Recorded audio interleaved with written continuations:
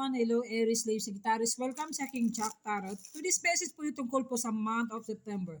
I hope this if you guys, if not my next time, will resonate po you. Pawang gabay lamang po ito na sa taas ng ating pagtiwala sa ating Panginoon. Pwede po ma-resonate mga course but you guys, welcome po sa aking channel at huwag kalimutan mag-subscribe, tap the comment down below po para lagi kayo updated sa aking mga videos at view po minded po sa aking mga readings. Okay guys, simulan na po natin guys. Nine of Earth, you'll be very independent woman tungkol sa paghahanap ng buhay. Alam mo kung paano mong batutunguhan, babae man lalaki, mga persons, kayo ay napakakontento na sa iyong buhay at naranasan mo maging luxurious at you are very independent man or woman.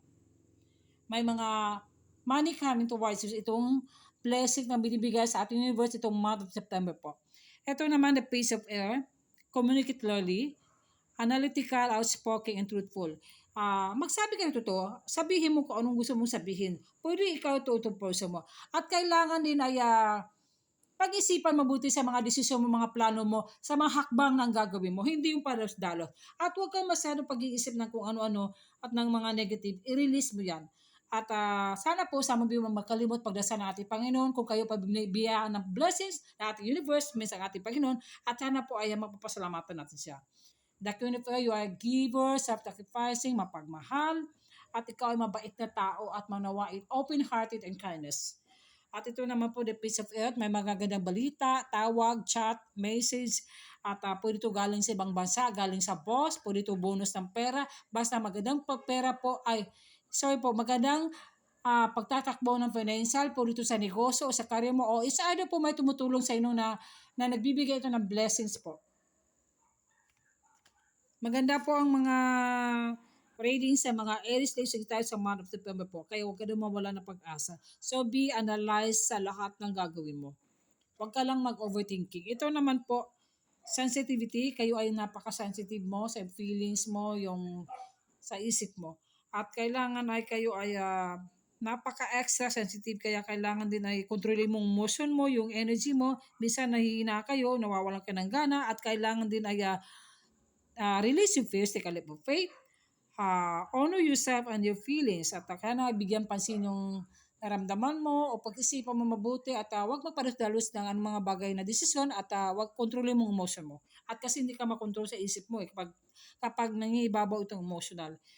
Prioritize, kailangan pag-isipan mabuti nga, prioritize mo ang pagpanalangin, sarili mo, family mo, o is either ay gawin mo kung anong gusto mo. Focus sa iyong sarili mo. Focus sa highest priorities. I will help you get organized and motivated. Motivate yourself. Kailangan marunong ka ma-organize at be a leadership role. Doubt? Nagdadalawang isip kayo guys. Kaya itong month of September, hindi mo alam kung papasok ka ba ito sa relationship. Papasok ka ba o gawin mo to itong success na career ba, relationship ba, nagdadalawang isip ka kung saan ka talaga patutunguhan. Kaya sinasabi ko, be analytical, analyze. Wag overanalyzing, wag yung overproximity kasi overthinking can happiness po. Freedom, free yourself. Bigyan pansin din naman yung sarili mo. Kailangan mahalin mong sarili mo bago sa iba at alagaan mo kalusugan mo, pag-isipan mabuti kung anong gustong gawin mo sa buhay mo. O walang makapigil kung saan ka man o ano mang gusto gawin sa buhay mo. Sa mabuting paraan, true love, ito ay na-feel mo talaga siya talaga ang true love mo. Naranasan mo na ito, first time ko naging ganito, siya talaga sa lahat ng babae na dumating sa buhay ko, sa lahat ng lalaki dumating sa buhay, sa kanya pa ako nagkaroon ng feelings ng ganito na hindi ko maintindihan. Okay? So, ibig sabihin, sobrang tinamaan ka o either passionate kayo at mahal sa isa at siguro pinigilan mo lang, either ikaw ba yung person mo.